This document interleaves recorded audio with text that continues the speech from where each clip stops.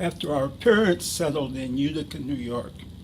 our mother began working in the Central Supply Unit at St. Elizabeth's Hospital,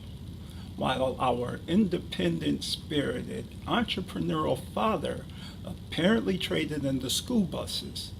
for large delivery trucks. He obtained a contract with the United States Postal Service to deliver mail from the Utica hub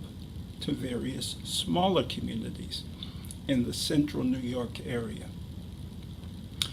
Our parents purchased a huge house for our large family at 750 Bleecker Street in an Italian neighborhood. Among the many things that I observed and learned from our mother, her focus on spiritual matters, her inner strength, in which regard I cannot recall ever seeing our mother cry, and her work ethic were foremost. And foremost among the many things that I observed and learned from our father was also an extraordinary work ethic and strength, and especially, as will be clear soon, an absolutely wonderful, extraordinarily devoted, and most beautiful and unbreakable bond between the father and son, with yours truly, by all accounts, being the primary beneficiary.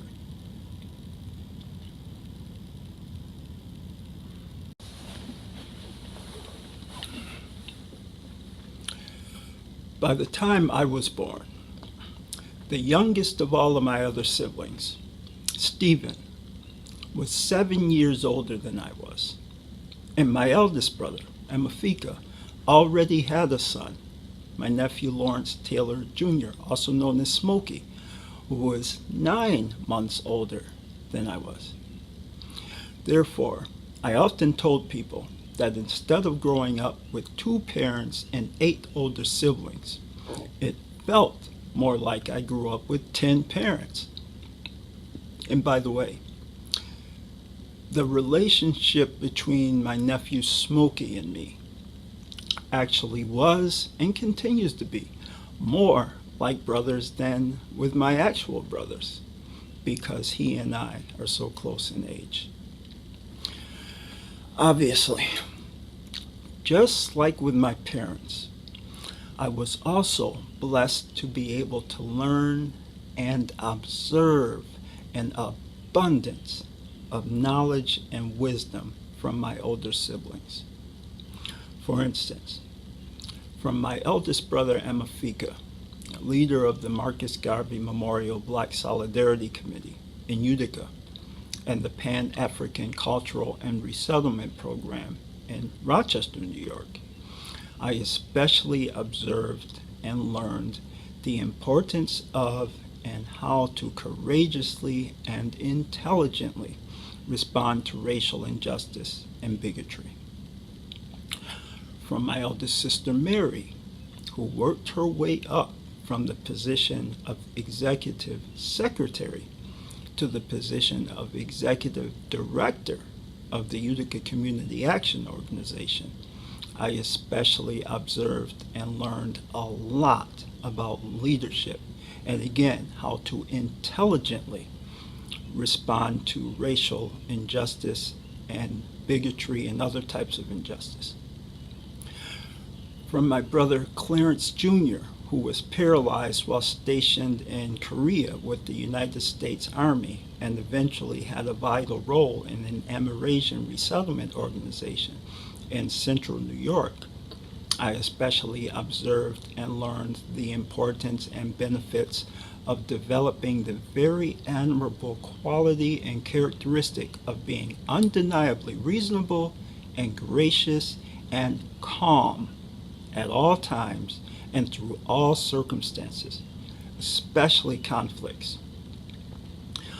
From my sister Lee, who almost got herself in a lot of trouble by fulfilling my request that she attempted to catch some lizards and also purchase a BB gun for me while she was on a cruise to the Virgin Islands, and to bring them all back to Utica for me. I especially observed and learned much